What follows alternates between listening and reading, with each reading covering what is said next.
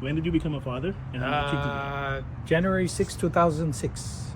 have? Okay. I was a father, yeah. And how many kids? I have two kids, two girls. Two girls. Oh, you're a girl dad. Yeah, girl. Okay, okay. How's that so far? Oh, I love it. I mean, they're almost, I got one in college and one's a senior in high school. How much gray hair you got? I'm sorry? How much gray hair you Oh, got? God. I color my hair. All right. If you can go back to day one, what advice would you give yourself? Take it one day at a time. On the time. Yeah.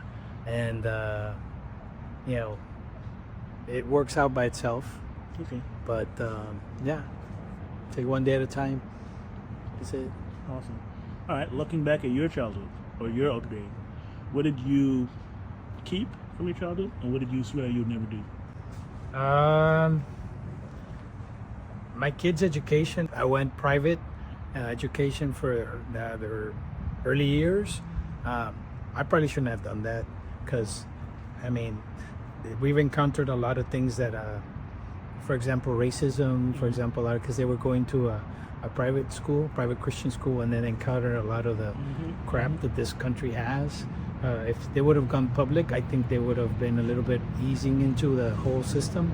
As soon as I got them out of private, they were exposed to the real world, and most of what our city, which is very diverse. But I think I could have done that a little bit better. I tried to do the same thing that I was given, but this was in a different country, right? Here, it doesn't work that way. So if I would do that better, I would have just analyzed a little bit more of the public education, other than going private, and it was a mess. Okay. Okay. And then, from your upbringing, what things did you swear you would do differently? Like when it came to your dad and you, or your parents and you? Actually, not really. I mean, the one thing is I always told my oldest daughter to. So there's traits and things that get passed on from generation to generation. In my family, we're very stubborn. So I told my oldest that if for some reason she caught me being stubborn, to pull my ears, and then say, "Hey, Dad, you're messing up here. You told me that." And she's done it several times. She's like, "Dad, you gave me that permission to pull your ears and say, hey, you're being a little stubborn here." So yeah, that's something that I regret my parents did not do, and I'm trying to do it better with my kids.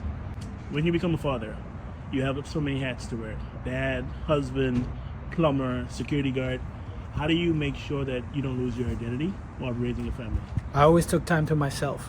I always took time. I'm an athlete. I run. I cycle. I swim, and I kept time for myself, an hour and a half.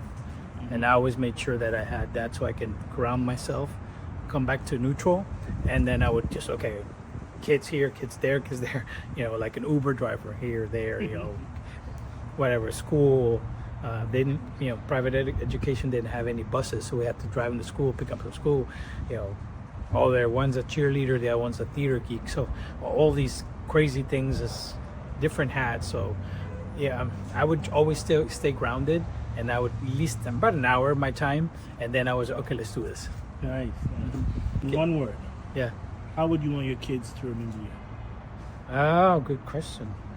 Never thought about that. Just that I tried to give them everything that I could in my hands, and then I want them to be better than me. I was given a shot to come get educated here, and I want them to be better than me. That's pretty much it. I want them to be a better person than I was.